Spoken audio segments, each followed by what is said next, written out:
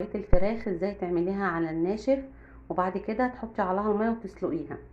عندي هنا 3 معالق سمنه بلدي، هنزل عليهم بالفراخ كده نديها صدمه.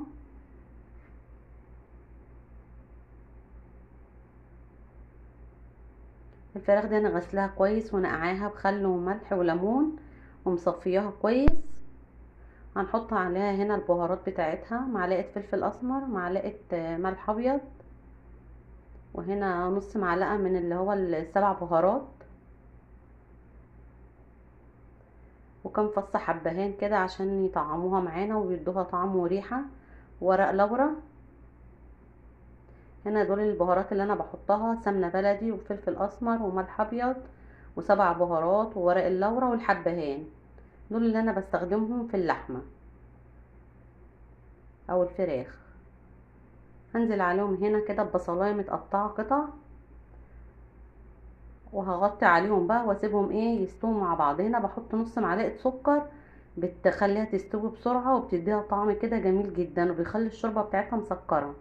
هنا هقفل عليها الحله وهسيبها حوالي 10 دقايق كده على الناشف مع بعض، تتقلب في البهارات دي وتستوي فيها. بعديها كده يجي ب10 دقايق زي ما قلت لكم هنزل عليها بميه مغليه، مش ميه كتير، يعني كميه كده بسيطه، بحيث ان هي تستوي فيها يعني.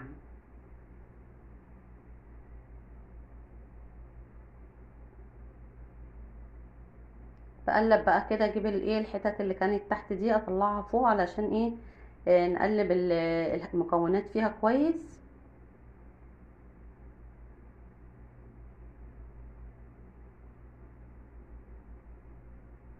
خلاص كده هنغطي عليها، نسيبها نص ساعة او ساعة الا ربع. هنرجع لها نلاقيها استوت ما شاء الله عسل، وساحت كده في التسوية وبقت جميلة جدا. المرة دي هنعملها مختلفة عن كل مرة، غير اللي في الصينية وغير المشوية. هنحاول نغير من الطريقة شوية. وبعد كده اما بتطلع بدهنها صلصة ومعلقة فلفل اسمر وبحطها تحت الشواية، بتبقى جميلة جدا ومتحمرة وشكلها تحفة.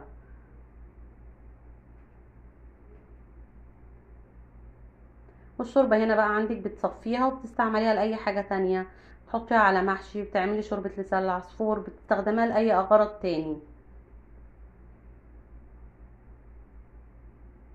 هنا هنبدأ نجهز للبسلة. عندي هنا دي معلقة دهنة، دي دهنة ضاني، أنا بحب أستخدم للخضروات. الدهنة بتبقى لها طعم جميل جدا كده في العمايل بصراحة. يعني بحط معلقة صغيرة مش بكتر، واحط عليها معلقتين زيت، أي زيت نباتي عندك بتحطي منهم معلقتين.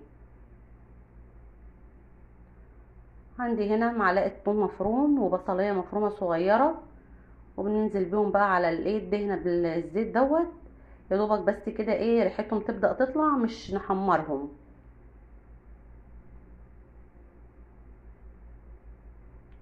ريحتهم جميلة جدا مع خليط الدهنة بصراحة، بتفرق في الطعم قوي. وعندي هنا كيلو طماطم فرمته وصفيته، هنزل بيها على البصلاية والثوم.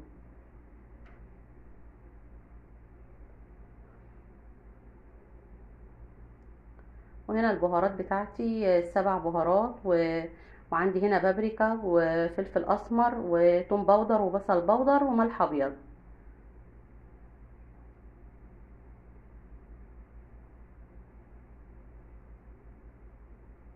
هسيبها بس تتسبك كده في بعضها، وقوامها هيتقل شويه، ما نخليهاش تتقل قوي.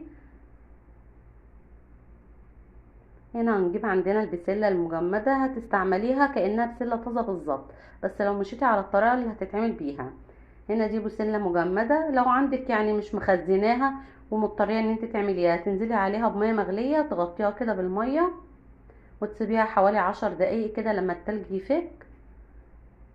لازم تنزلي منها التلج، لان التلج ده لو حطيتي البسله على الصلصه مباشره هتغير طعمها، والتلج اللي فيها ده هيغير طعم البسله وهيغير طعمها، مش هتبقى حلوه.